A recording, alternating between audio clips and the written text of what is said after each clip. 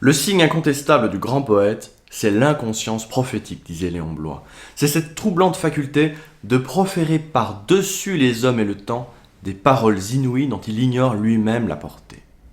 Or, s'il est bien un poète qui corresponde à ce jugement de Léon Bloy, c'est certainement l'écrivain polonais Zygmunt Krasinski, auteur d'un véritable chef-d'œuvre prophétique et symbolique, la comédie non divine. Peu connu de nos jours au-delà des frontières de son pays, Krasinski n'en est pas moins un des tout grands noms de la littérature, non seulement polonaise, mais même européenne. Riche et puissante, son œuvre et sa pensée devraient nous intéresser, non seulement pour la compréhension qu'elle nous offre du monde culturel polonais, mais aussi et surtout pour la profondeur des vues qu'elle dévoile sur le destin de l'Europe et du christianisme. C'est ce que je vous propose de voir ensemble aujourd'hui dans cette vidéo.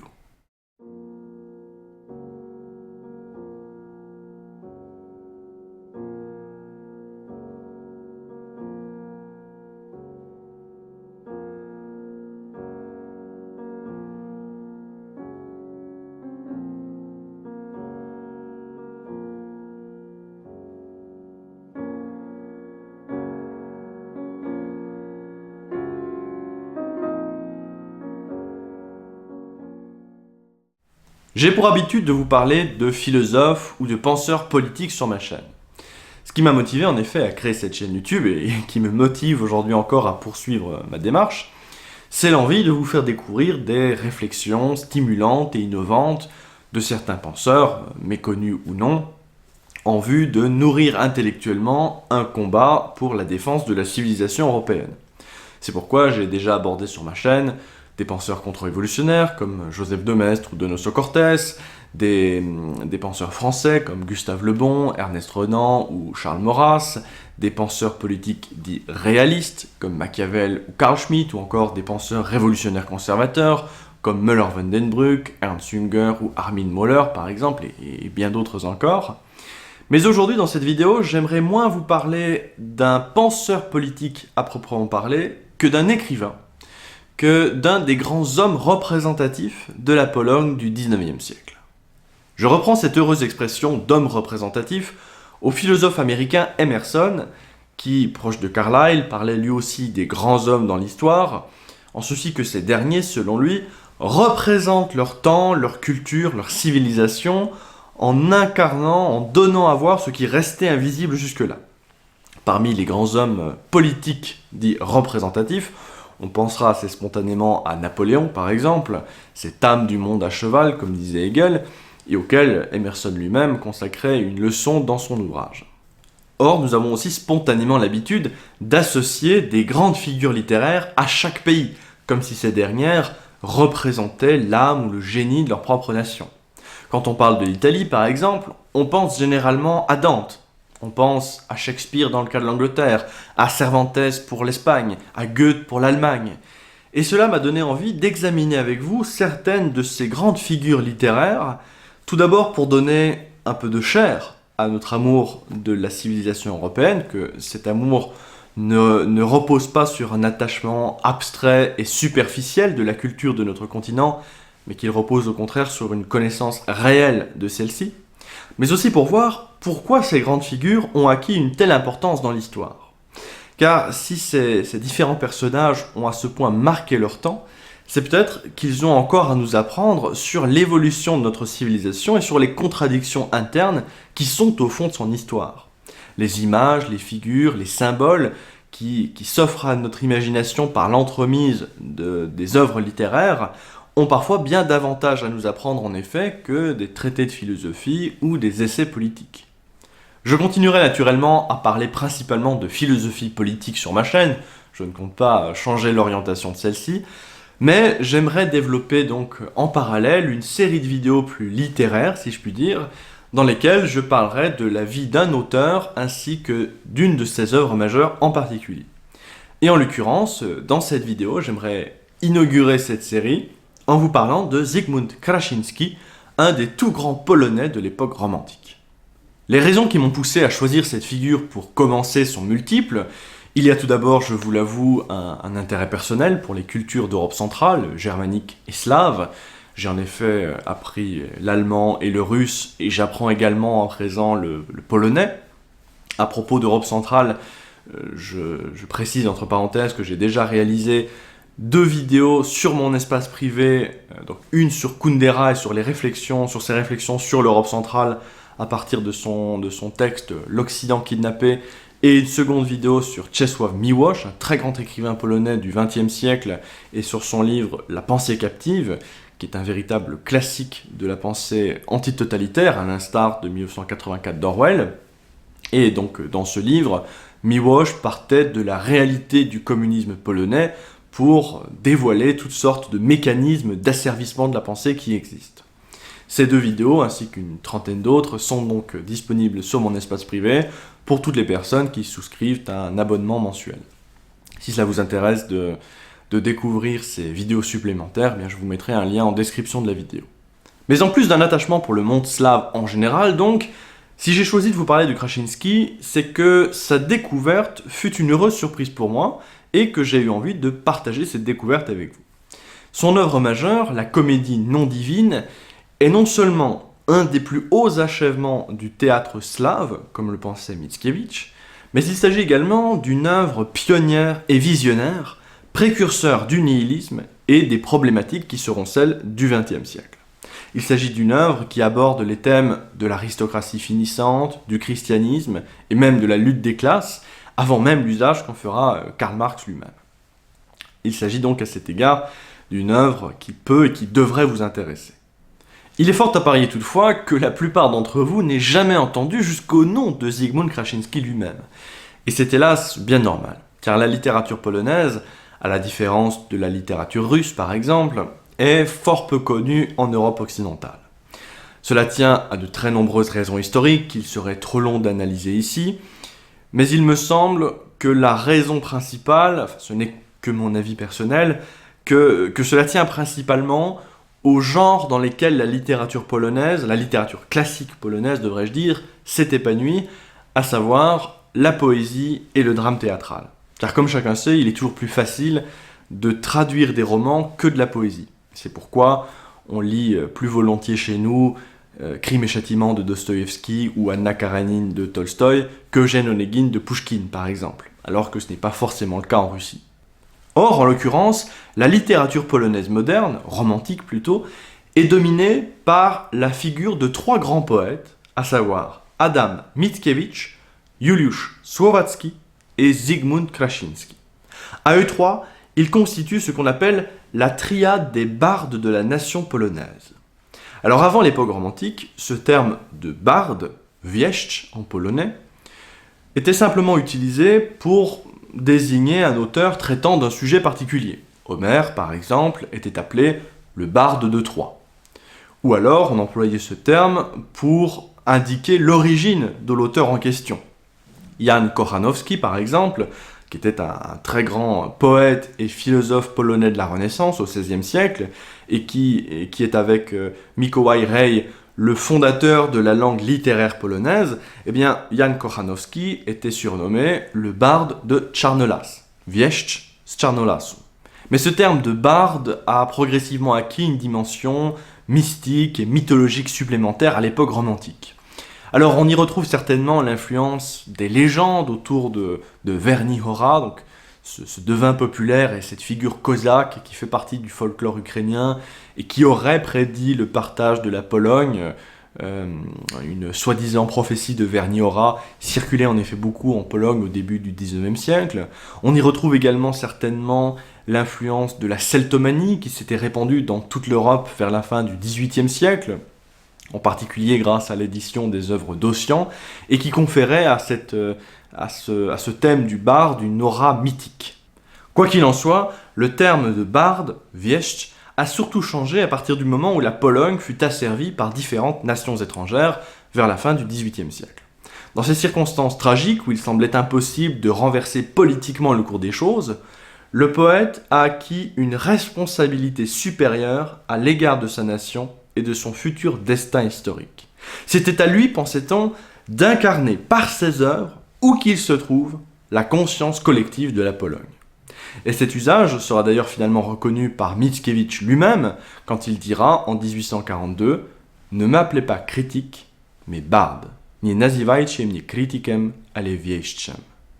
D'abord réservé à Mickiewicz, qui est vraiment le grand poète polonais par excellence, celui qui a su renouveler la langue poétique et littéraire polonaise après Kochanowski, et qui a d'ailleurs offert à sa nation 2 grands poèmes épiques, à savoir Les Aïeux et Pan Tadeusz. Juliusz Słowacki et Zygmunt Krasinski se sont également vus conférer ce titre. Et par ce titre de wieszcz, donc de barde, on a voulu exprimer le fait que ces 3 poètes étaient plus que des artistes, mais qu'ils étaient aussi des guides spirituels, des prophètes, des visionnaires qui annonçaient la résurrection de la Pologne. Comme l'écrivait d'ailleurs Daniel Beauvois dans son Histoire de la Pologne, que je cite, « Chaque Polonais s'accorde jusqu'à aujourd'hui à reconnaître que ses œuvres, donc celles de Mickiewicz, de Słowacki, de Krasinski, que ces œuvres ont joué, surtout lorsqu'elles furent largement diffusées à la fin du XIXe siècle, un rôle plus important dans la conscience collective que les mouvements politiques. » Il s'agit véritablement de géants de la littérature européenne, et pas seulement polonaise.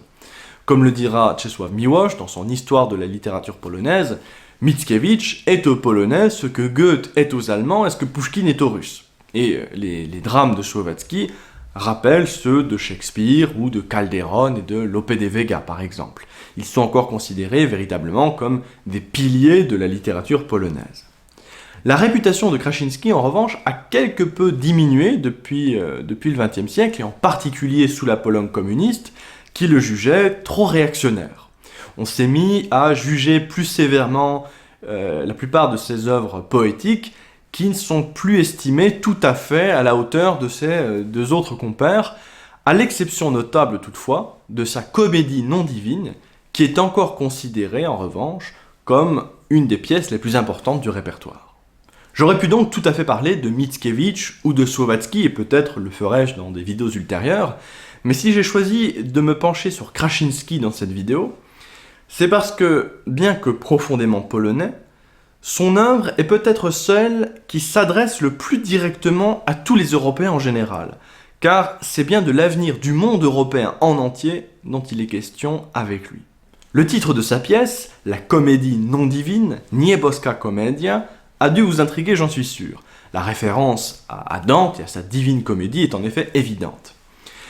Quand il écrit cette pièce, à l'âge de 21 ans seulement, Krasinski a d'abord dans l'idée de l'intituler Ludzka Komedia, la comédie humaine, du même nom donc que celui que Balzac donnera à sa propre œuvre quelques années plus tard, en 1842. Krasinski a donc l'antériorité. Ce titre de comédie humaine ou de comédie non divine dépeint l'histoire comme l'œuvre de l'humanité se déroulant sans intervention divine ou se déroulant contre la volonté de Dieu. L'ambiguïté est intéressante. Il s'agit d'une œuvre étrange, sombre et puissante à la fois, anti-révolutionnaire dans son essence, mais moins réactionnaire qu'on pourrait le croire au premier abord, car Krasinski y porte un regard absolument lucide et sans aucune complaisance pour le monde déchu de l'aristocratie. Krasinski était bien plus conservateur que Mickiewicz et que Słowacki, cela va sans dire. Familier de l'œuvre de Joseph de Maistre, sa pensée politique, si on peut dire, ressemble à bien des égards à celle de Burke ou de Bonald. Pour autant, Krasinski a également subi l'influence profonde de Hegel et de Schelling, et du philosophe polonais August Cieszkowski, qu'on pourrait qualifier d'hégélien de droite, qui avait développé une philosophie de l'action, ce qui explique sans doute pourquoi on a souvent qualifié Krasinski de prophète de l'avenir. C'est ce que nous verrons aujourd'hui dans cette vidéo. Cette vidéo sera donc divisée en 2 parties. La première partie sera consacrée à la biographie de Zygmunt Krasinski et au contexte historique dans lequel il a développé sa pensée et il a écrit son œuvre. Et la seconde partie sera consacrée à un commentaire de sa comédie non divine. Et pour ce commentaire, je m'appuierai partiellement sur les interprétations que Mickiewicz a fournies de cette comédie non divine dans ses cours de littérature slave au Collège de France quand il était en exil à Paris. Je ne lui suis pas forcément dans toutes ses interprétations, mais il lui a consacré des pages absolument passionnantes. Mais ne perdons plus de temps et commençons donc avec la biographie de Krasinski.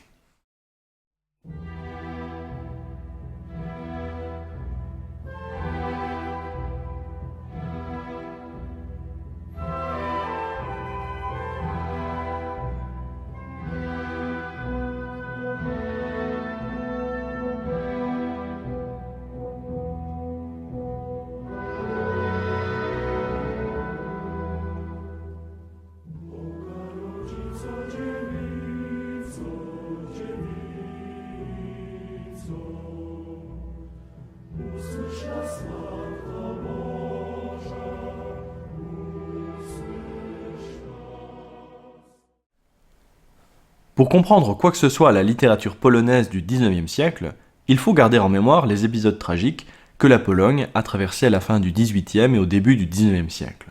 Je me permets donc de commencer cette première partie par un petit rappel historique. Après avoir connu un véritable âge d'or entre le XVe et le XVIIe siècle, d'abord sous la dynastie des Jagellons et ensuite sous les rois de la République des Deux Nations, la Pologne a connu un lent déclin au XVIIIe siècle, au point de finir démembrée par les trois puissances voisines que sont la Russie, la Prusse et l'Autriche. Trois partages successifs anéantiront progressivement l'existence de la nation polonaise elle-même. D'abord en 1772, qui prive la Pologne-Lituanie d'un tiers de son territoire, avec la Russie qui s'empare des territoires biélorusses à l'est de la Divna et du Dniepr, la Prusse qui s'empare de la Poméranie et du nord de la Grande Pologne, et l'Autriche qui s'empare d'une partie de la Petite Pologne, Małopolska. Puis, en 1793, la Russie s'empare de l'essentiel de la Biélorussie et de l'ouest de l'Ukraine, et la Prusse arrache enfin les villes de Gdansk ou Danzig et de Toruń, ainsi que le reste de la Grande Pologne et une partie de la Mazovie. Et enfin, en 1795, après l'échec de l'insurrection nationale de Tadeusz Kościuszko, les trois puissances se partagent définitivement le reste du territoire, mettant fin à un État vieux de plusieurs siècles. L'Autriche annexe l'ouest de la Galicie, le reste de la Petite Pologne et la Mazovie à l'est de la Vistule, avec des villes comme Cracovie ou Lublin. La Prusse annexe la Podlachie et le reste de la Mazovie, ainsi que Varsovie, qui deviendra brièvement le chef-lieu de la province de la Prusse méridionale. Et la Russie, enfin, s'empare du reste du territoire, comprenant la Volhynie, dans l'actuelle Ukraine, la Lituanie et la Courlande. La période qui s'étend de 1795 à 1918 sera donc paradoxalement une période clé de l'histoire nationale polonaise, car c'est dans l'adversité qu'émergera de façon évidente cette idée d'une nationalité polonaise. Privée de territoire propre, assujettie à trois empires différents et subissant des politiques d'assimilation extrêmement fortes, les Polonais surent maintenir, grâce à l'action de certaines minorités bien décidées, la flamme du combat et entretenir dans le monde l'idée de l'injustice qui leur était infligée. Un certain messianisme polonais naîtra même à la suite de ce traumatisme, en particulier dans les milieux intellectuels de l'émigration, chez des écrivains comme Andrzej Towiański par exemple, Stanisław Wyspiański, ou chez Adam Mickiewicz lui-même, dans son livre des pèlerins polonais par exemple. Le thème dominant de ce messianisme polonais est l'idée que la Pologne est une sorte de Christ des nations. De même que le Christ est mort par les hommes et a ressuscité pour sauver les hommes, la Pologne est morte par l'Europe et ressuscitera pour sauver l'Europe. L'étendue de ses souffrances est le signe de sa vocation et l'assurance de sa résurrection. Selon ce thème dominant, la Pologne est appelée, dans un monde corrompu par l'esprit de lucre et par la soif de puissance, à faire triompher, pour le bénéfice de toute l'humanité, le règne de l'esprit et de la foi. Ce thème de Christ des nations ou de martyr de l'Europe a néanmoins des racines bien plus anciennes dans la culture polonaise et remonte à son statut de frontière de la chrétienté contre les invasions étrangères venues de l'Est. Bien avant la partition du pays, la noblesse polonaise, la Szlachta, avait défendu une certaine conception de la Pologne catholique romaine comme une nation destinée à faire la guerre aux Tartares, aux Mongols, aux Turcs et aux Moscovites pour défendre la civilisation occidentale chrétienne. Pour ces siècles de lutte avec les envahisseurs de l'Europe, la Pologne reçut même le titre de rempart de la chrétienté, Ante murale Christianitatis, un titre qu'elle mérita particulièrement lorsque Jean Sobieski vainquit les Ottomans à Vienne en 1683. C'est ce rôle de rempart et de chevalier de l'Europe que Victor Hugo célébrera lui-même un siècle et demi plus tard. Deux nations entre toutes, disait-il, depuis 4 siècles, ont joué dans la civilisation européenne un rôle désintéressé. Ces deux nations sont la France et la Pologne. Notez ceci, messieurs. La France dissipait les ténèbres, la Pologne repoussait la barbarie. La France répandait les idées, la Pologne couvrait la frontière. Le peuple français a été le missionnaire de la civilisation en Europe, le peuple polonais en a été le chevalier. Si le peuple polonais n'avait pas accompli son œuvre, le peuple français n'aurait pas pu accomplir la sienne. À un certain jour, à une certaine heure, devant une invasion formidable de la barbarie, la Pologne a eu Sobieski, comme la Grèce avait eu Léonidas. Mais non seulement la Pologne s'est longtemps vue comme un bastion de la chrétienté, mais l'Église catholique elle-même a également servi de bastion à l'identité et à la langue nationale de la Pologne pendant fort longtemps. L'invasion de la Suède protestante, en 1656 tout d'abord, connue sous le nom de déluge et racontée dans le roman du même nom de Sienkiewicz, a contribué à renforcer le lien national polonais avec le catholicisme. À cela s'ajouteront ensuite les attaques de l'Allemagne luthérienne et de la Russie orthodoxe, qui feront du catholicisme un élément essentiel de l'identité polonaise. Mais après la partition de la Pologne, s'est donc développé un messianisme romantique cherchant à rationaliser l'effondrement de l'État polonais, à y déceler une raison historique cachée. Et c'est ainsi que se forma le thème de la Pologne comme Christ des nations, qui a imprégné la plupart des œuvres culturelles polonaises de l'époque, et qu'on peut encore déceler parfois au XXe siècle. Quoi qu'il en soit, la partition de la Pologne provoque une première émigration massive hors du pays, en particulier en France, où de nombreux Polonais pensent pouvoir obtenir de l'aide. Avec l'appui de Napoléon Bonaparte, quelques années plus tard, des légions polonaises seront effectivement formées, sous l'égide du général Dąbrowski. Ce dernier luttera notamment aux côtés de Bonaparte lors de la campagne d'Italie, de Pologne et de Russie, et son nom est aujourd'hui immortalisé par l'hymne polonais, dans lequel on entend ceci « Marche, marche Dąbrowski de la terre italienne vers la Pologne, Bonaparte nous a donné l'exemple de la manière de vaincre. »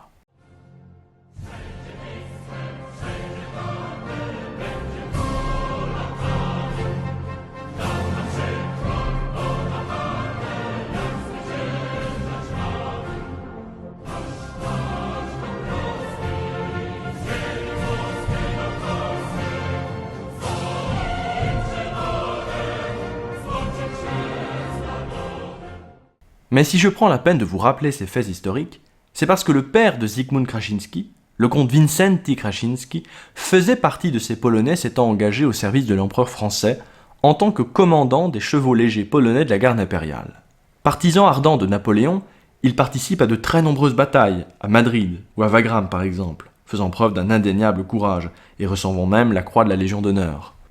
Toutefois, après la chute de Napoléon, il rentrera en Pologne avec ses troupes et il s'engagera avec le même zèle au service du tsar de la Russie, Alexandre Ier, et deviendra même un des fers de lance du courant ultra-réactionnaire en Pologne.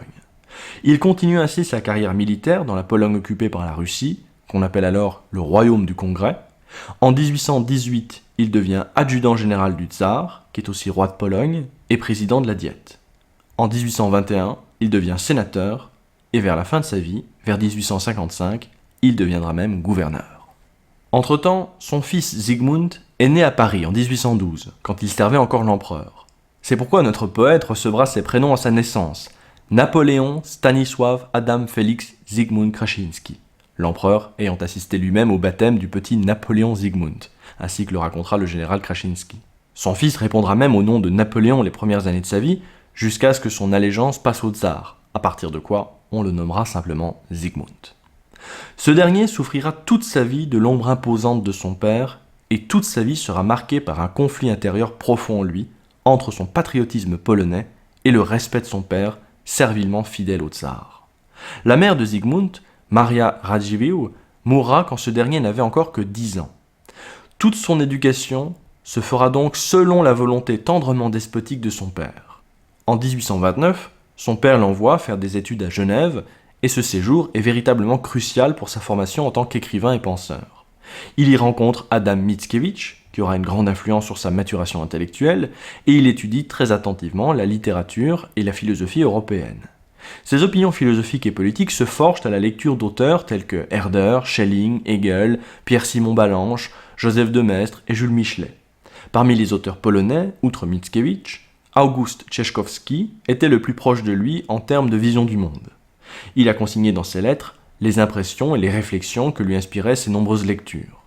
Son professeur de loi romaine, Pellegrino Rossi, l'impressionne également et éveille en lui son intérêt pour l'histoire.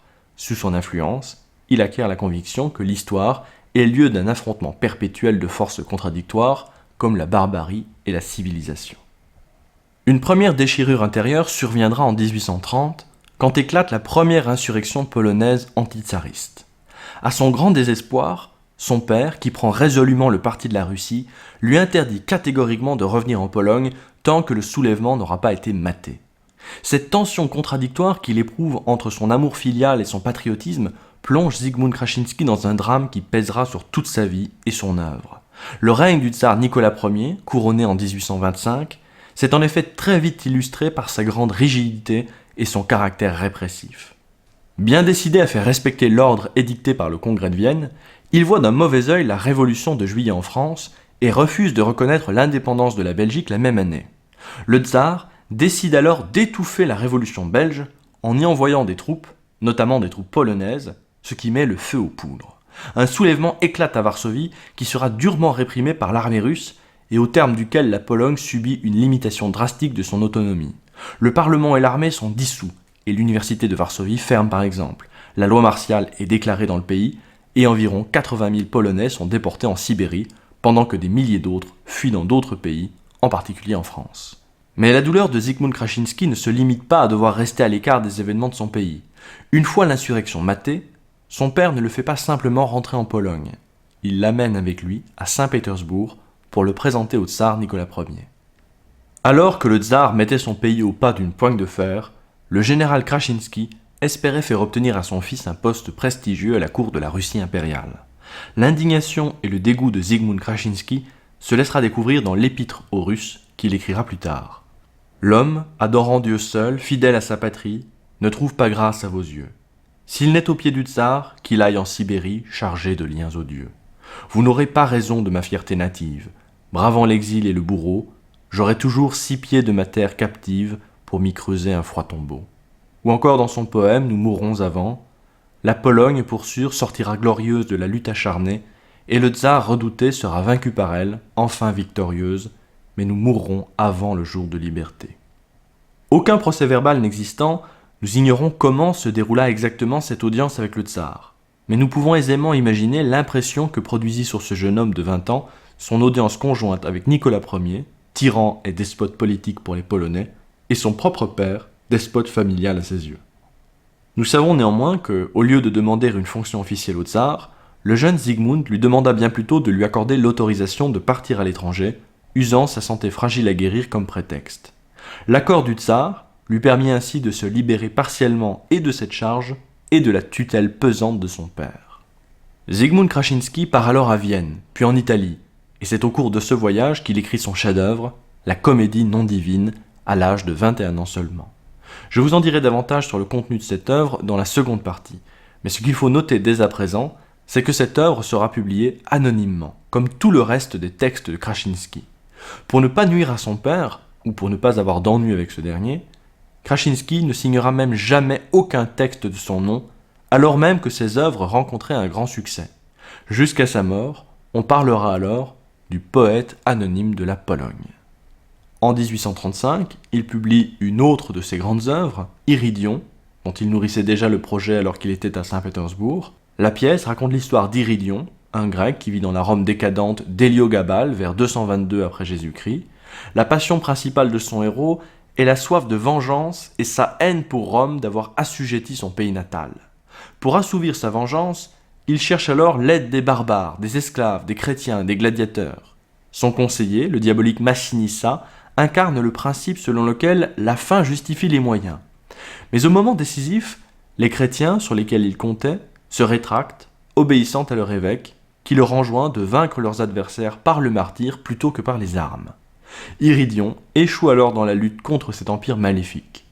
Le drame fait clairement allusion à l'insurrection polonaise de 1830 et semble distinguer une contradiction entre ce but légitime qu'est la lutte contre le despotisme et les moyens qui mènent à ce but, comme la tromperie ou la cruauté.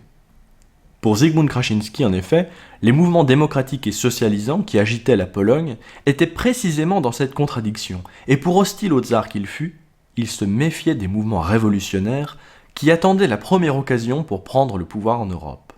Cela ne voulait pas dire qu'il se montrait hostile aux velléités d'indépendance, bien au contraire, mais il avait compris que ces dernières n'avaient aucun avenir sans un travail en profondeur dans toute la société polonaise. À cet égard, on peut trouver dans la pensée de Krasinski les prémices de ce qu'on appellera le travail organique, praca organiczna, en référence à Herbert Spencer. Selon cette doctrine, Les forces vitales de la nation devraient être consacrées au travail, au développement social du pays et même à l'enrichissement des Polonais, plutôt qu'à des soulèvements nationaux stériles contre les armées écrasantes des empires qui se partageaient le pays. L'équilibre international des forces en présence ne favorisait pas le rétablissement de l'État polonais. La Russie, comme l'Allemagne, semblaient déterminées à éradiquer à terme l'identité nationale polonaise, et les puissances occidentales, comme la France et l'Angleterre, ne semblaient pas vouloir aider concrètement la Pologne à s'en sortir. La situation politique étant bloquée, c'était seulement par un travail de longue haleine, à partir des fondations, que l'indépendance deviendrait un objectif atteignable. Plutôt que d'appeler à la révolte populaire, le travail organique visera l'éducation des masses polonaises et l'augmentation de leur potentiel économique afin de les rendre plus puissantes à terme. Les objectifs de ce travail organique n'avaient pas encore été clairement développés à l'époque de Krasinski, mais on trouve certaines intuitions similaires dans sa pensée, ainsi que chez son ami, le philosophe August Cieszkowski. À Rome, il rencontre ensuite le poète Juliusz Słowacki, en 1836, avec qui il se lie d'amitié, et à Naples, en 1838, il entame une liaison avec Delfina Potocka, une proche amie de Chopin, qui sera sa muse et son grand amour. Pourtant, malgré leur amour réciproque, Krasinski épousera Eliza Branicka, selon le vœu de son père, avec qui il aura 4 enfants. Leur relation durera néanmoins quelques années encore, jusqu'en 1846, et il fera clairement référence à elle dans son poème messianique L'Aube, la comparant à la Béatrice de Dante. Entre 1844 et 1848, il rédige 5 recueils de psaumes poétiques, dont l'ensemble est intitulé « Les psaumes du futur » (Psalmi przyszłości). On y retrouve les psaumes de foi, les psaumes d'espérance, d'amour, de tristesse et les psaumes de bonne volonté. Les 3 premiers psaumes sont de nature historiosophique et religieuse. On y retrouve l'influence d'August Cieszkowski. Ils traitent des vertus théologiques dans la vie de la société polonaise contemporaine et polémiquent durement contre les idées révolutionnaires du temps de Krasinski. Dans ces psaumes, il y analyse également les idéaux d'amour et de fraternité qui lient et le peuple et la noblesse à la nation polonaise. Il pressentait en effet depuis longtemps que les grandes imprécations des révolutionnaires conduiraient prochainement à un terrible bain de sang qui ne pourrait en définitive que profiter aux ennemis de la Pologne. Ces psaumes le brouillèrent temporairement avec Słowacki, qui était alors un partisan acharné de la démocratie et qui protesta avec vigueur contre le lyrisme sentimental de son ami. Avec les psaumes de l'amour en particulier, Zygmunt Krasinski arborait en effet fièrement l'étendard de la noblesse polonaise, vantait ses mérites et la représentait comme le seul défenseur de la nationalité et de l'indépendance de la Pologne, sans laquelle toute lutte populaire verserait immanquablement dans le crime et les massacres. Słowacki n'hésita pas à l'attaquer directement. En réponse à l'auteur des psaumes, il écrit lui-même un poème extrêmement vif. « Oui, selon vous, mon noble sire, il faut supporter le martyre pour mériter plus tard au ciel un triomphe spirituel. Il n'est plus temps de geindre en vain, de chanter en rongeant son frein l'amour d'une voix inspirée, à la claire étoile azurée, au bel ange aux traits radieux, à l'astre descendu des cieux, en dénouant sa blonde tresse sur le sein nu de sa maîtresse. Mais il faut combattre à son rang, répandre sa vie et son sang, faire une arme de son idée, pareille à l'onde débordée qui fait crouler murs et prisons. Tout est bon, et fer et poison, pour abattre le maître infâme, sans vain remords, ni pleurs de femme, et pour planter notre drapeau dans le cadavre du bourreau. » Malheureusement, peu de temps après cette réponse de Słowacki, éclata un terrible événement qui tendit à donner raison à Krasinski, à savoir les tristement célèbres massacres de Galicie. Alors que de nobles Polonais conspiraient en territoire autrichien pour préparer un soulèvement général, les autorités autrichiennes encouragèrent les revendications populaires et paysannes, attisant la haine de ces derniers envers les nobles et les propriétaires terriens. La conséquence de cela fut une terrible explosion de violence qui se solda par l'assassinat et la décapitation de près de 2000 nobles en territoire galicien et permit aux Autrichiens de rasseoir leur autorité sur la région. Krasinski se borna alors à écrire ses psaumes de tristesse ou psaumes de regret en guise de réponse à Słowacki. « Vous nommez ma peur folle et vaine, lui écrit-il, quand je prévoyais qu'une chaîne d'iniquité, de ces liens, souillerait nos concitoyens. Vous avez raison. Dans mon âme, je n'ai pas le courage infâme de pousser mes frères au mal, le peuple au combat social. Je frissonne à l'aspect du crime, qui s'acharne sur sa victime, et portant le sabre au côté, je hais le poignard éhonté. La veille même du pillage, du meurtre horrible et du carnage, Vous évoquiez dans votre rêve l'insurrection par le glaive, n'osant prévoir le triste sort des gentilshommes mis à mort, et prêtiez la claire auréole de votre brillante parole aux héros du Dniepr, de joyaux parant leurs fers et leurs fléaux. Votre esprit gronde dans l'attente, à l'approche de la tourmente, à l'heure où nos patriciens, appelés par vous des vauriens, lèvent leurs sabres héroïques pour chasser les tyrans iniques. À votre voix alors, les faux des campagnards et leurs couteaux, pour réaliser votre oracle, donnèrent le sanglant spectacle d'une révolte sans pardon, d'un hideux carnage sans nom, de la caste nobiliaire pour un misérable salaire. Vous chanteriez leur gloire en vain, devant répéter le refrain « Mort au Seigneur, mort au Maître, exterminons nobles et prêtres ». Sauvatsky lui-même, à la suite de ces événements tragiques et de la réponse de son ami, convint qu'il était allé trop loin dans sa haine contre les nobles polonais et se rapprocha de ses vues vers la fin de sa vie. À Rome, Krasiński rencontre à nouveau Mickiewicz ainsi que le poète Cyprian Norwid, parfois considéré aujourd'hui comme le 4e grand barde polonais de l'époque.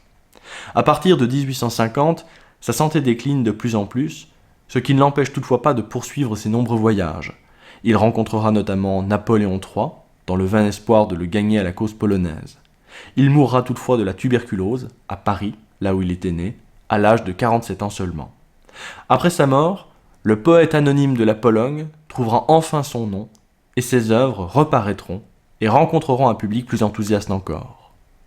Voyons maintenant ce que recèle la comédie non divine, l'œuvre pour laquelle il est considéré, aujourd'hui, comme un grand nom de la littérature.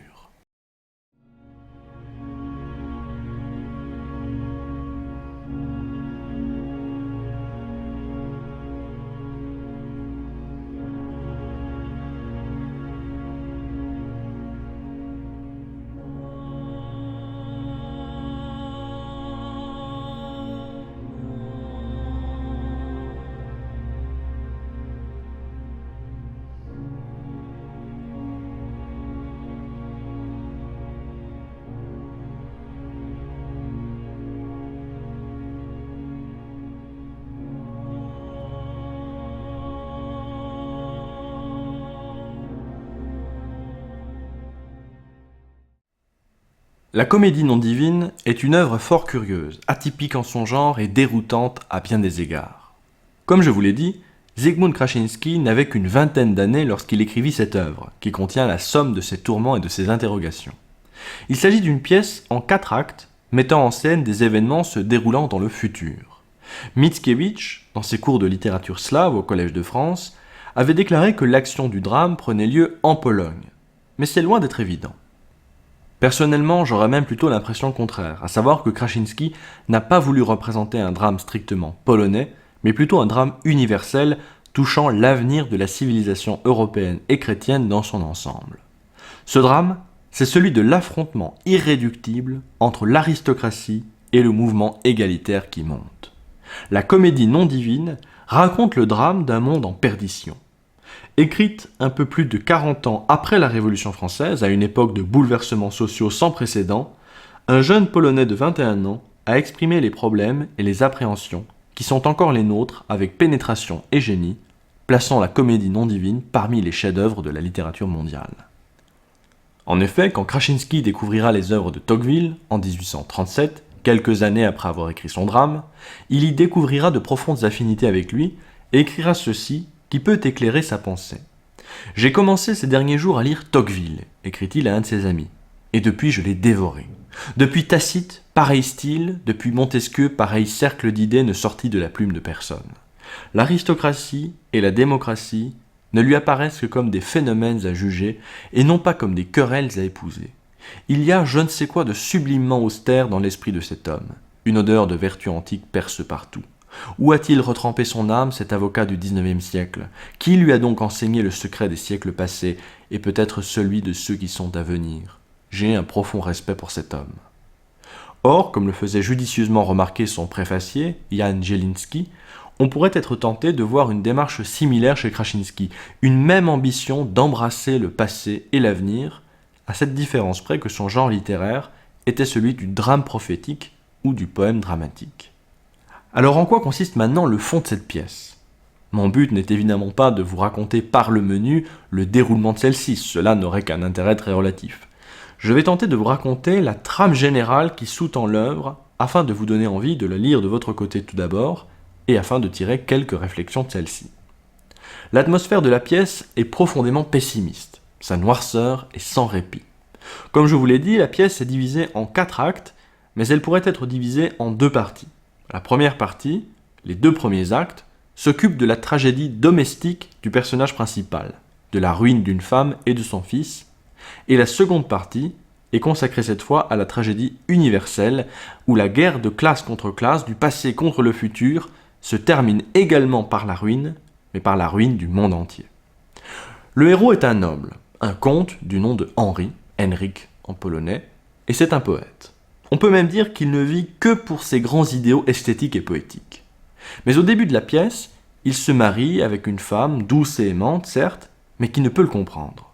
Quand il lui dit en effet lors de son mariage « Tu seras toujours le chant de mon cœur », elle lui répond « Je te serai une épouse fidèle comme ma mère me l'a enseigné ». Cette femme, généreuse et pieuse, aime sincèrement son mari, mais elle ne pourra jamais s'élever à la hauteur où plane la pensée de ce dernier. Pendant des mois, des années même, il reste cependant attaché à elle dans une vie commune et étrangement solitaire. Mais au milieu d'une nuit, il se réveille et voit comme un fantôme. Son imagination lui fait revoir son idéal féminin, cette amante de sa jeunesse qu'il a revêtue de toutes les couleurs de sa fantaisie, ne lui inspirant plus soudainement que dégoût pour sa vie maritale présente. Et il s'écrie « Maudite soit l'heure où j'ai pris ma femme, où j'ai abandonné l'amante de mes jeunes années, l'âme de mon âme. » Et il poursuit « Depuis le jour de mon mariage, j'ai dormi du sommeil des brutes, des gloutons, du sommeil du fabricant allemand près de son allemande. Le monde entier me semble s'être endormi autour de moi à mon exemple. Revenez, mes anciens royaumes, peuplés, vivants, soumis à ma pensée. » Dès lors, il ne cessera de s'éloigner progressivement de son épouse. Cette dernière, malheureuse, ne peut s'opposer à la misère de son mariage que par l'imagination désordonnée qui la détruit, elle et son enfant. Alors qu'elle lui demande ce qu'elle a bien pu faire pour l'offenser, il lui répond « Je sens que je dois t'aimer », ce qui la meurtrit profondément. Au baptême de leur fils, qui aura lieu peu de temps après, elle interrompt le prêtre pour dire à son enfant « Je te bénis, Georges, je te bénis, mon enfant. Sois poète pour que ton père t'aime et ne te repousse pas un jour. Il cessera alors d'en vouloir à ta mère. » Et elle finit par crier « Je te maudis si tu n'es pas poète. » Cette scène du baptême est un véritable concentré d'amertume et un des très beaux passages de la pièce qui fut souvent très apprécié des critiques polonais. Son mari s'absentant longuement pour poursuivre des chimères, elle en finit par perdre l'esprit et par être internée dans un asile. Comprenant que ses excentricités ont peu à peu conduit son épouse à la folie, et même un peu plus tard à la mort, Henri se lamente sur lui-même et s'accuse. « Celle à qui j'avais juré fidélité et promis le bonheur, je l'ai précipitée dès ce monde dans un séjour de damnés. Tout ce à quoi j'ai touché, je l'ai détruit, et me détruirai moi-même à la fin. N'ai-je pas échappé à l'enfer que pour en être, quelques instants encore, la vivante image ici-bas ?» Ainsi, après la mort de cette femme, il ne restera de cette triste famille, comme on le voit dans le deuxième acte, qu'un enfant destiné lui aussi à une mort prématurée, rendu fou par une imagination démesurée, conséquence probable de la malédiction de sa mère. Ainsi que le commentera Mickiewicz, Kraszynski nous en a donné une admirable peinture. C'est le dernier rejeton d'une société malade, mourante. La douleur ne s'exhale pas ici en phrases pompeuses. Je n'ai pas de tirade à citer. Les situations sont seulement indiquées. Tout ce roman lugubre de la vie domestique est enfermé dans une centaine de vers. Il est raconté dans une page, mais chaque parole est une goutte extraite d'une grande masse de souffrance et de douleur. Les personnages passent comme les ombres d'une lanterne magique. Ils nous montrent leur profil, rarement leur figure tout entière. Ils nous laissent seulement en passant quelques paroles, mais en pesant, en examinant ces paroles, on pourrait compléter l'image. On se fait une idée de chaque personnage, de son passé, et même du rôle qu'il doit remplir dans le drame, tels sont les amis, le parrain, le prêtre. C'est une peinture admirable d'une société qui se décompose et qui se meurt. L'acte 2, qui se déroule une dizaine d'années plus tard, nous dépeint en effet plusieurs scènes pathétiques avec le comte Henri et son fils devenant progressivement aveugles, sans qu'ils puissent faire quoi que ce soit pour l'aider à son grand désespoir. Car Henri n'est pas un monstre, il n'est pas un fou. Tout au long de l'histoire, son caractère est dessiné avec cette vérité et cette cohérence qui donnent à la comédie non divine sa terrible puissance. Le comte Henri n'est pas sans amour pour son fils unique. Son indifférence pour sa femme provenait d'un idéalisme romantique et esthétisant qui le faisait rêver à d'autres vies. Mais son fils est la chair de sa chair, l'héritier de son nom. Il y a certes de l'égoïsme, de la pose dans les rapports d'Henri avec son fils, mais il y a aussi un amour sincère. Le cri d'angoisse qu'il pousse lorsqu'il demande au médecin de lui dire s'il n'y a plus d'espoir sonne assez juste. Et dans cette présentation de l'amour d'un père pour le fils dont il a pourtant ruiné la vie, Krasinski s'inspire très certainement des rapports qu'entretenait son propre père avec lui-même. Pourtant, ce sentiment paternel qu'est celui d'Henri ne peut le sauver. On peut supposer que dans les années qui sont censées succéder à la mort de son épouse, Henri cherche le repos mental dans l'étude de la philosophie, mais en vain. Les désirs de son cœur reviennent avec amertume sur ses lèvres. La prière de sa femme pour son fils s'est exaucée.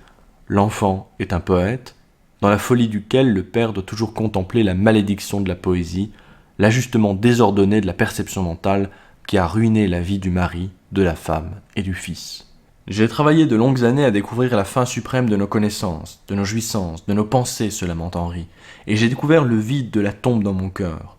Je connais par leur nom tous les sentiments, et il n'y a en moi ni désir, ni foi, ni amour. Seuls quelques pressentiments tourbillonnent dans ce désert, au sujet de mon fils qui va perdre la vue, de la société où j'ai vécu et qui va se dissoudre, et je suis malheureux de la même façon que Dieu est heureux, en moi seul, pour moi seul. Mais ce drame familial ne fait pas toute l'œuvre, loin de là. Il constitue l'arrière-fond du personnage principal, le comte Henri, qui va maintenant être aux prises directes avec le drame social. Henri est en quelque sorte le dernier représentant du passé. Il aspire à l'avenir, mais se raccroche encore au monde qui se dérobe sous ses pas. Dans les 3e et 4e parties du drame, en effet, le monde n'est plus qu'un vaste champ de bataille entre deux classes opposées à chaque extrémité de la société. Krasinski nous transporte de nombreuses années plus tard quand l'orage a éclaté. La vieille société a été complètement ravagée. Nous ignorons tout de la lutte qui a eu lieu, mais on peut deviner qu'elle fut longue et terrible.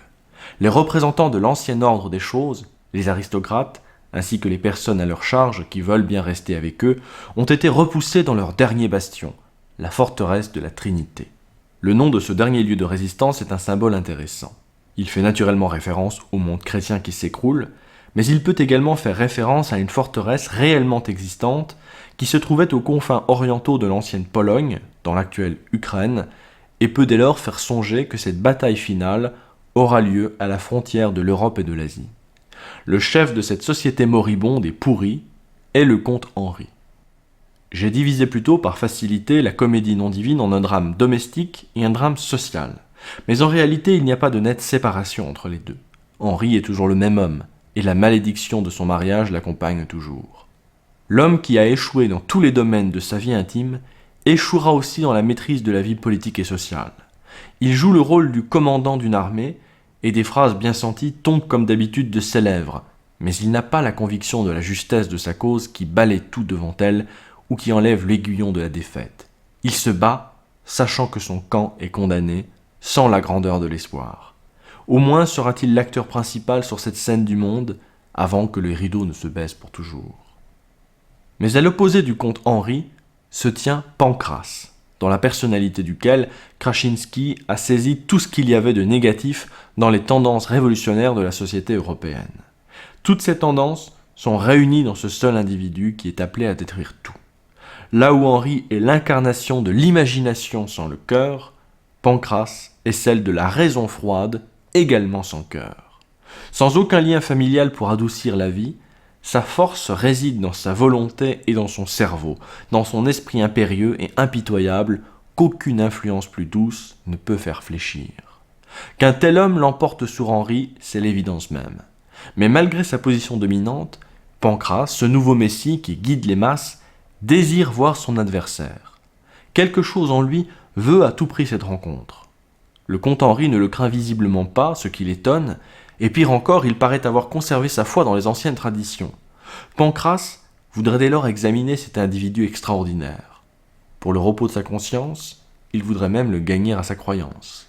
Pancrace ne sera pas tranquille tant qu'il existera un seul homme capable de résister à son idée. Le comte, qui a accepté cette rencontre, attend donc l'apparition de son terrible ennemi. Avant sa venue, Henri prononce ce monologue. Jadis, à la même heure, au milieu des mêmes dangers et de pensées semblables, le génie de César apparut à Brutus. J'attends aujourd'hui une vision du même genre. Dans un instant se tiendra devant moi un homme sans nom, sans ancêtre, sans ange gardien, un homme sorti du néant et qui ouvrira peut-être une ère nouvelle si je ne le repousse et ne le précipite au néant. S'engage alors un dialogue fort intéressant entre le comte et le révolutionnaire Pancrace, chacun représentant un monde différent.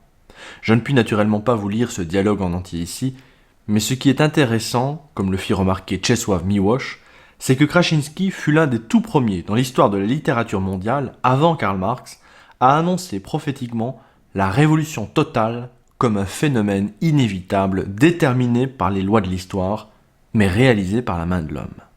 Krasinski ne parle pas de telle ou telle révolution, comme la Révolution française ou une révolution polonaise. Il parle de la révolution comme phénomène global, personnifié par Pancrace. Pancrace représente la seule volonté, le seul cerveau qui ouvre activement la voie à celle-ci. Sa philosophie, comme le fera remarquer judicieusement Miłosz, qui a bien connu la rhétorique marxiste dans la Pologne communiste, n'est rien d'autre que du matérialisme dialectique. Krasinski va en effet bien au-delà de l'image de la révolution comme mouvement spontané qui avait cours au début du XIXe siècle. Et il devance le XXe siècle en considérant la révolution comme quelque chose d'organisé par des professionnels. Pancrace est un homme à la volonté de faire, lucide et fanatique, qui utilise une nouvelle discipline pour se diriger droit vers l'objectif apparent de sauver les opprimés. Pancrace veut détruire l'ancien monde, mais il éprouve le désir de sauver le comte en le ralliant à sa cause, comme je vous l'ai dit. Avec mépris, Henri rejette néanmoins la proposition de Pancrace et se moque de lui. Lui montrant les portraits de famille qui ornent sa demeure, il dit « Vois ces figures. L'idée de patrie, de maison, de famille, idée ennemie de toi, est inscrite dans les rides de leur front. Ce qui était en eux, ce qui a passé par eux, vit aujourd'hui en moi. Mais toi, homme de rien, dis-moi quelle terre tu habites. Le soir, tu dresses ta tente sur les décombres d'une maison étrangère. Tu la plies le matin et vas camper plus loin. Tu n'as pas trouvé de foyer jusqu'à présent et tu n'en trouveras pas tant que j'aurai 100 hommes qui voudront répéter après moi « Gloire à nos pères ». Avec le même mépris, Pancrace désigne lui aussi les portraits des ancêtres d'Henri et évoque les méfaits et l'oppression causés par chacun d'entre eux sur le peuple. L'entretien se termine simplement, avec la conscience que la guerre ne fera plus de quartier. L'enjeu final se jouera sur les remparts de la Trinité. L'idée de mettre en présence ces deux systèmes personnifiés est réellement originale et grandiose, dit Adam Mickiewicz. Et en effet, une lutte entre les esprits précède toujours une lutte matérielle, continue-t-il. Avant de se prendre corps à corps, ils se sont pris, pour ainsi dire, esprit à esprit, et l'on prévoit déjà l'issue du combat. Le comte défendra sa cause avec opiniâtreté, mais Pancrace est venu le défier dans sa maison, et il s'est retiré en le frappant de malédiction. La force sera du côté de cet homme. Mais la vérité n'est pas dans le camp de Pancrace ni dans celui du comte. La vérité est au-dessus d'eux. Ainsi, la victoire ne pourra profiter à aucun de ces deux partis. La quatrième partie s'ouvre sur un court poème en prose, décrivant le matin qui se lève sur le château condamné. Le paysage est lugubre, magnifique, plein de terreur, commente Mickiewicz. Dans le château, nous retrouvons des hommes du peuple qui ont juré de partager le sort de leur seigneur. Le comte Henri est proclamé général en chef. Il fait jurer à tous obéissance, et il leur arrache le serment de mourir et de ne jamais parler d'aucune espèce d'accord ou de transaction avec l'ennemi. Son énergie et sa force imposent ce serment. Mais nous voyons déjà éclater toutes les passions et toutes les haines de la vieille société qui expirent. Les grands seigneurs d'abord se montrent jaloux de cette subite élévation d'un petit gentilhomme. Ils craignent pour leur tête. Après avoir juré de combattre, ils prennent à part le chef et ils lui communiquent leurs craintes et leurs espérances. C'est bon pour le peuple, lui disent-ils, de jurer. Mais entre nous, il est évident que la résistance est impossible. Vous êtes le chef, c'est à vous d'entamer les négociations. Mais le comte les rappelle à leur serment et leur dit qu'ils méritent déjà la mort pour avoir montré une telle hésitation dans un tel moment. Ce découragement des nobles, face à la force révolutionnaire qui monte, ne révèle-t-il pas la perte de confiance de Krasinski dans l'ordre social de son temps ? Zygmunt Krasinski lui-même est pourtant le descendant d'hommes illustres qui ont fait la grandeur de son pays, mais les aristocrates crapuleux de la comédie non divine, qui ne se soucient plus que de leur survie, ne sont plus de la même trempe. À la fin de la bataille, Pancrace est seul victorieux et investit le château avec ceux que Krasinski nomme les hommes nouveaux. Il siège au tribunal du château, condamnant à mort tous les misérables aristocrates qui se présentent devant lui enchaînés, dans une scène qui est le reflet des tribunaux révolutionnaires de la Révolution française. Mais au milieu de son triomphe, il est inquiet du sort du comte Henri, son adversaire. Où est le comte Henri, demande-t-il. Quelqu'un l'a-t-il vu, vivant ou mort? Un sac d'or pour Henri, fût-ce pour un cadavre. C'est qu'en effet, le comte a disparu. Alors que le siège des remparts avait lieu, une balle avait frappé son fils, le tuant d'un seul coup. N'ayant plus rien à attendre de la terre, Henri s'était alors précipité dans les abîmes. Pancrace est le seul maître des lieux. La Révolution a maintenant gagné l'entièreté du globe. Mais il n'est pas encore satisfait. Montant en haut des remparts, là où Henri avait péri, il montre du doigt à son ami, Léonard, le monde qu'il a conquis. « Le temps n'est pas encore venu pour moi de dormir, dit Pancrace. La moitié de ma tâche seule est achevée. Vois ces espaces, cette immensité qui me sépare de la réalisation de ma pensée. Il faut peupler ces déserts, percer ces montagnes, réunir ces lacs, distribuer la terre à chacun, pour que 2 fois plus de vie renaissent dans ces plaines qu'il y est maintenant étendues de morts. Autrement, l'œuvre de destruction n'est pas rachetée. » Mais sa victoire est de courte durée, et Krasinski fait entrer une vision surnaturelle à la fin du drame.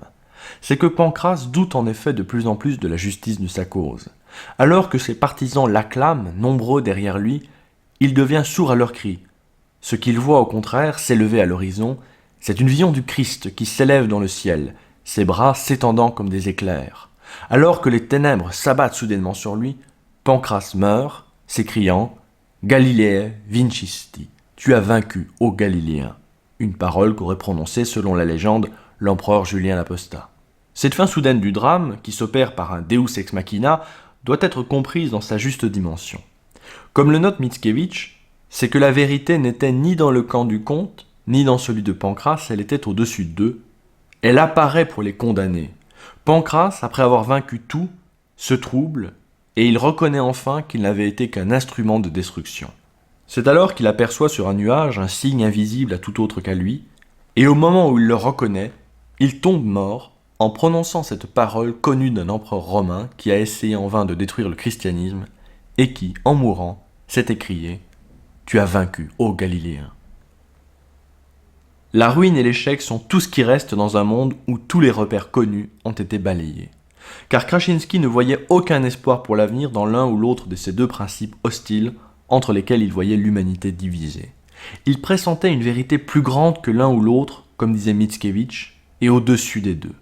C'est pourquoi le chef d'une cause qui ne contenait aucun germe de vie en son sein, Henri, meurt dans un dernier acte de désespoir, et c'est pourquoi le chef de la cause opposée, au moment d'un triomphe qui ne pouvait durer, parce qu'il n'avait rien à donner au genre humain pour remplacer ce qu'il lui avait pris, est frappé par un pouvoir qui dépasse le sien. Et pourtant, l'image finale et cinglante du Christ, image terrible aux yeux de l'homme qui l'avait renié, n'enlève rien à cette impression de chaos, de désolation universelle sur laquelle se termine la comédie non divine. Le Christ apparaît ici comme une image de terreur, un vengeur et non un sauveur. Mais il serait toutefois faux, je crois, de voir dans cette œuvre l'expression d'un pur pessimisme, vouant l'avenir du monde aux flammes éternelles. Les œuvres tardives de Krasinski, comme l'Aube ou les Psaumes de l'avenir, où la lassitude et le pessimisme sont absents, confirment cette impression. Il y a bien du désespoir et de la tristesse dans cette pièce. Comme le dit Mickiewicz, on y entend le cri de désespoir d'un homme de génie qui reconnaît la grandeur et la difficulté des questions sociales et qui malheureusement ne s'est pas élevé à cette hauteur d'où l'on pourrait en entrevoir la solution. Mais on y lit surtout, à mon sens, un adieu au monde ancien, qui disparaît irrévocablement. Sans doute faut-il prendre cette référence à Dante qu'est le titre au pied de la lettre. La divine comédie de Dante est sans doute le grand poème de la civilisation occidentale et chrétienne en sa première phase de constitution et d'épanouissement. Dans cette œuvre littéraire de haute volée, Dante y établissait la synthèse de la théologie catholique et scolastique du Moyen-Âge, l'immortalisant dans sa fresque poétique. Mais si Dante avait le sentiment de voir cette civilisation chrétienne fleurir, Krasinski, lui, n'avait-il pas le sentiment au contraire de la voir se faner? Cette comédie non divine, dont le titre sonne comme l'antithèse de celui de Dante, ne nous dit-elle pas qu'un cycle s'achève? Mais si Krasinski semblait voir dans la révolution égalitaire un phénomène inéluctable, un torrent presque invincible, il semble également nous dire que cette antithèse n'aura aucun avenir, et qu'après la destruction viendra l'aube d'une ère nouvelle. Voici ce qu'il écrivit en effet à son père dans les années 1830, dans une lettre qui éclaire beaucoup selon moi les vues de son drame prophétique.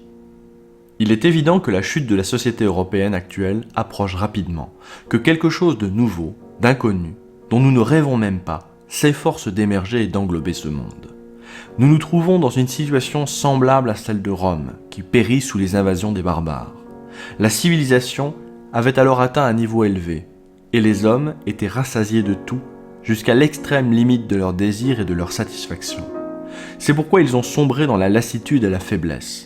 Nous, aujourd'hui, nous procédons différemment quant à la forme, mais de la même manière quant à l'esprit. Pour nous, hommes de la génération actuelle, la vie est devenue vraiment difficile. Nous sommes suspendus entre le passé et l'avenir. Nous aimons le passé parce que nous sommes ses enfants, et tout nous en arrache et nous pousse vers l'avenir, que nous ne verrons jamais, car avant sa confirmation, il faudra certainement que plusieurs générations souffrent, luttent et tombent au milieu de la bataille. Nous ne sommes pas nés pour le bonheur, mais pour la sueur du sang, pour la guerre continuelle, non seulement extérieure, avec les circonstances, cela importe peu, mais intérieure, avec nos sentiments contradictoires, nos souvenirs et nos espoirs, qui ne cesseront jamais de s'entrechoquer, de s'évincer de nos âmes.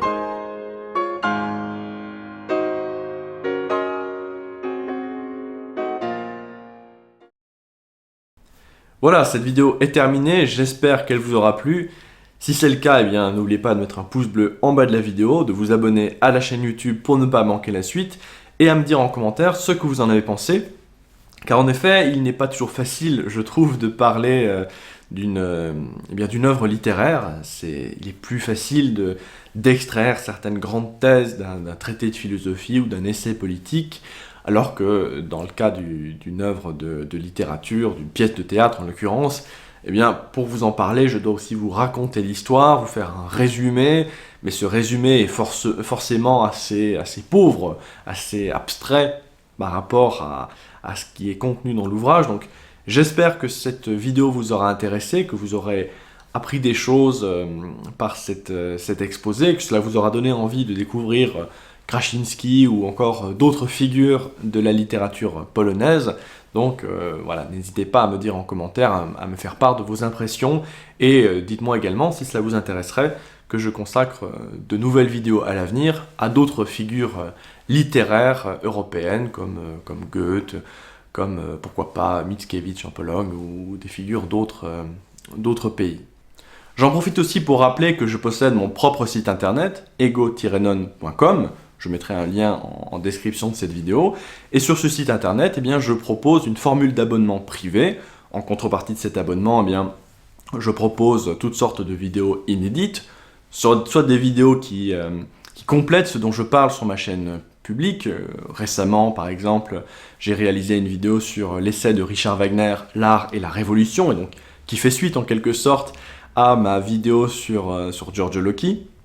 Mais aussi, je propose des vidéos sur des thèmes différents. J'aborde d'autres thématiques, comme par exemple les origines conservatrices de la pensée écologique, en parlant de Heidegger par exemple, de certaines vidéos de philosophie médiévale. J'ai fait une vidéo sur Saint-Augustin, sur Boès, sur le beau chez Saint-Thomas, des vidéos sur la défense des humanités chez Léon Daudet par exemple, sur Ernst Jünger, sur récemment, comme je l'ai dit au début de cette vidéo, sur Milan Kundera ou sur Czesław Miłosz par exemple. Donc j'essaye de diversifier au maximum les thèmes que j'aborde sur cet espace privé.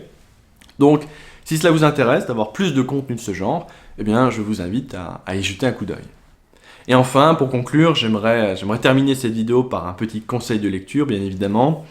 Donc si cette vidéo vous a donné envie de lire Krasiński, de lire la comédie non divine, eh bien, j'espère que je vous ai donné les principales clés pour pouvoir aborder ce texte sans être intimidé, car en effet, le texte peut avoir un côté un peu étrange, mais c'est un texte vraiment passionnant, donc j'espère que cela vous aura donné envie de le lire.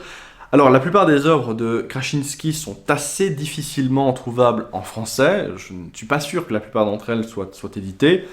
Je pense que si vous cherchez des œuvres comme Iridion, l'Aube, les Psaumes du futur, eh bien, il faut se reporter à de très vieilles éditions, des éditions du 19e siècle, en français du moins pour les trouver, des éditions même qui sont souvent signées le poète anonyme de la Pologne, du temps où Krasinski conservait encore son anonymat.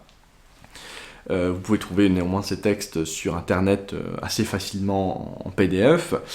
La comédie non divine, en revanche, elle est accessible en français, car le texte a été édité par les éditions Noir sur Blanc, c'est ça, les éditions Noir sur Blanc, qui est une maison d'édition qui est spécialisée dans la littérature polonaise, mais pas seulement, je dirais plutôt dans la littérature d'Europe centrale et d'Europe de l'Est, et qui a un catalogue vraiment très intéressant.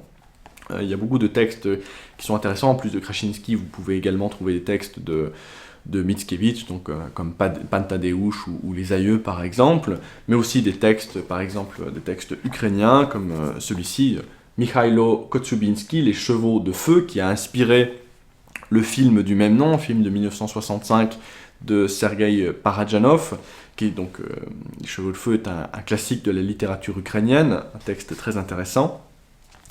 Et si vous voulez découvrir la littérature polonaise en général, eh bien en plus, donc, la littérature romantique polonaise, la littérature du 19e siècle, en plus de Krasinski, si vous voulez découvrir les deux autres grands poètes, les deux autres grands bardes nationaux de la Pologne, eh bien en plus de la comédie non divine, je vous conseillerais le Kordian de Juliusz Słowacki et Les Aïeux de Mickiewicz, qui est vraiment son grand texte. Alors moi je l'ai dans l'ancienne édition L'Âge d'Homme, mais je crois qu'il existe également aux éditions Noir sur Blanc. En lisant donc Les Aïeux, Kordian et la comédie non divine, eh bien vous aurez un aperçu de la grande littérature classique polonaise. Donc voilà, j'espère que cette vidéo vous aura plu. Je vous remercie à nouveau pour votre écoute et je vous dis à très bientôt, j'espère.